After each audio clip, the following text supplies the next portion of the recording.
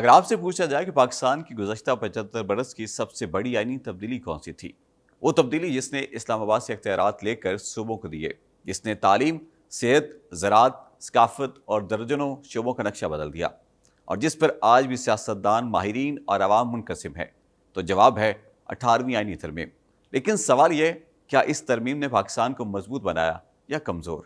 اور کیا اب اگلا مرحلہ اختیارات کو ضلع اور تحصیل کی سطح تک منتقل کرنا چاہیے؟ سن 2010 میں پاکستان کی پارلیمنٹ نے آئین میں ایک تاریخی تبدیلی کی۔ اس تبدیلی کو 18ویں آئینی ترمیم کہا جاتا ہے۔ یہ پاکستان کی تاریخ کی سب سے بڑی آئینی اصلاحات میں شمار ہوتی ہے۔ اس کا بنیادی مقصد تھا طاقت کو مرکز سے صوبوں کی طرف منتقل کرنا۔ اس سے پہلے زیادہ تر اختیارات اسلام آباد کے پاس تھے۔ صوبوں کو بہت سے فیصلوں کے لیے وفاق پر انحصار کرنا پڑتا تھا۔ تعلیم، صحت، ثقافت، زراعت اور کئی دیگر شعبوں میں وفاق کا کردار زیادہ تھا۔ 18ویں ترمیم کے بعد وفاق کی مشترکہ قانون ساز فہرست تقریباً ختم کر دی گئی۔ کئی عام شعبے صوبوں کے حوالے کر دیے گئے۔ ان میں تعلیم، صحت، زراعت، ثقافت، سماجی بہبود، ماحولیات اور مقامی ترقی جیسے شعبے شامل تھے۔ اس کے ساتھ NFC ایوارڈ کے ذریعے صوبوں کے مالی وسائل میں بھی اضافہ ہوا۔ اس ترمیم کے حامی کہتے ہیں کہ اب ہر صوبہ اپنی ضروریات کے مطابق فیصلے کر سکتا ہے۔ صحت کی اپنی پالیسیاں، تعلیم کے اپنے منصوبے، ترقیاتی منصوبے اور مقامی ضروریات کے مطابق قانون سازی کی جا سکتی ہے۔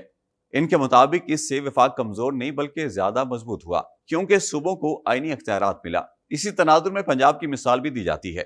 کئی ماہرین کا کہنا ہے کہ گزشتہ برسوں میں پنجاب میں e governance, land record computerisation, rescue 1122، service centre, جدید انفراسٹرکچر، خصوصی ہاسپٹل اور انتظامی اصلاحات نے عوامی خدمات کی فراہمی کو بہتر بنایا۔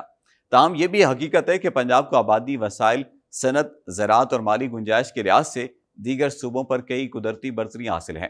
اس لیے اس کا موازنہ ہمیشہ احتیاط سے کیا جاتا ہے۔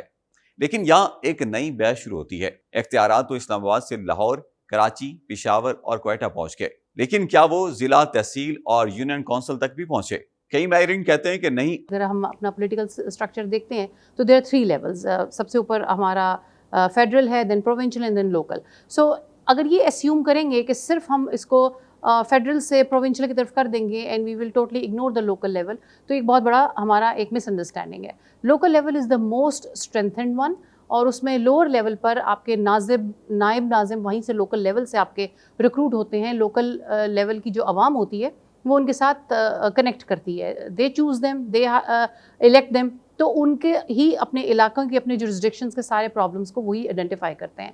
اور اگر آپ انہی کو مینیج کرنے میں روک دیں گے اور ان کو فنڈز کے ٹرانسفر میں، ڈیسیژن میکنگ میں فل اٹانومی نہیں دیں گے، تو لوکل گورنمنٹ ایڈمنسٹریشن کبھی بھی بہتر نہیں چلتا۔ یہ ایک بلاک لگتا ہے، کیونکہ پھر ہمارے جو اکاؤنٹیبلٹی میکنزمز ہیں جس میں وہ بولتے ہیں کہ اگر سکسیس ہوا تو اس کا ریوارڈ اور اس کی کریڈیبلٹی اوپر تک جانی چاہیے، وہ تھوڑا لوکل گورنمنٹ میں چونکہ نیچے تک رہتا ہے، تو اس وجہ سے اوپر کی طرف کی اتھارٹیز کو یہ ایک انسیکیورٹی ہمیشہ سے رہتی ہے۔ آج بھی ایک عام شہری کو اپنے بنیادی مسائل کے حل کے لیے اکثر صوبائی دارالحکومت کا رخ کرنا پڑتا ہے۔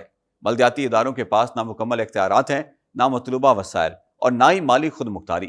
اس لیے پبلک پالیسی کے ماہرین کہتے ہیں کہ پاکستان میں اختیارات کی اگلی منزل مضبوط بلدیاتی حکومتیں ہونی چاہیے۔ اگر ضلع، تحصیل اور میونسپل حکومتوں کو مالی خود مختاری، مقامی منصوبہ بندی اور فیصلہ سازی کا اختیار مل جائے تو عوام کو خدمات ان کی دہلیز پر مل سکتے ہیں۔ اس سے شفافیت بڑھے گی، احتساب بہتر ہوگا، کاروبار کرنا آسان ہوگا اور مقامی معیشت مضبوط ہوگی۔ دنیا کے کئی کامیاب ممالک اسی ماڈل پر جاتے ہیں۔ جرمنی، جاپان، جنوبی کوریا اور نیوزی لینڈ میں مقامی حکومتیں تعلیم، شہری منصوبہ بندی، پانی، صفائی، صحت اور مقامی ترقی میں بنیادی کردار ادا کرتی ہے۔ نیوزی لینڈ کی مثال دلچسپ ہے۔ صرف تقریباً 50 لاکھ آبادی والا یہ ملک دنیا کے بڑے ڈیری برآمد کنندگان میں شمار ہوتا ہے۔ اس کی سالانہ ڈیری برآمدات تقریباً 25 سے 30 ارب امریکی ڈالر تک پہنچتی ہے۔ یہ کامیابی مؤثر زرعی پالیسی، ویلیو ایڈیشن اور عالمی منڈیوں تک رسائی کا نتیجہ ہے۔ پاکستان میں بھی ماہرین ایک نئے تصور کی بات کرتے ہیں، جسے ڈسٹرکٹ اکانومی پلان یا کلسٹر بیسڈ گروتھ کہا جاتا ہے۔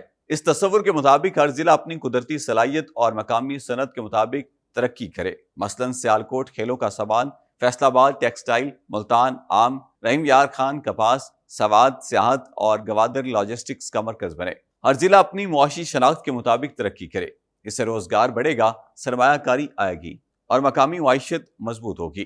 ایک اور عام تجویز یہ بھی ہے کہ پاکستان میں ایک نیشنل سٹینڈرڈز کونسل قائم کی جائے جہاں چاروں صوبے ایک دوسرے کے کامیاب تجربات اور بہترین پالیسی کا تبادلہ کرے۔ اگر پنجاب نے کسی شعبے میں اچھا ماڈل بنایا ہے تو سندھ، خیبر پختونخوا اور بلوچستان بھی اس سے فائدہ اٹھائیں، اور اگر دوسرے صوبوں کے پاس کوئی کامیاب ماڈل موجود ہے تو اسے بھی پورے پاکستان میں اپنایا جائے۔ اس سے ملک میں یکساں معیار، بہتر حکمرانی اور قومی ہم آہنگی کو فروغ مل سکتا ہے۔ 18ویں آئینی ترمیم نے پاکستان میں اختیارات کی تقسیم کا ایک نیا باب ضرور کھولا، لیکن اب بحث اس بات پر ہے کہ کیا اختیارات کا اگلا سفر صوبوں سے آگے بڑھ کر اضلاع، تحصیلوں اور بلدیاتی اداروں تک ہونا چاہیے؟ کیا مضبوط مقامی حکومتیں پاکستان کی معاشی ترقی، بہتر عوامی خدمات اور حقیقی جمہوریت کی بنیاد بن سکتی ہے؟ یہ سوال آج بھی کھلا ہے، اور شاید پاکستان کی آئندہ ترقی کا راستہ بھی اسی جواب میں پوشیدہ ہے۔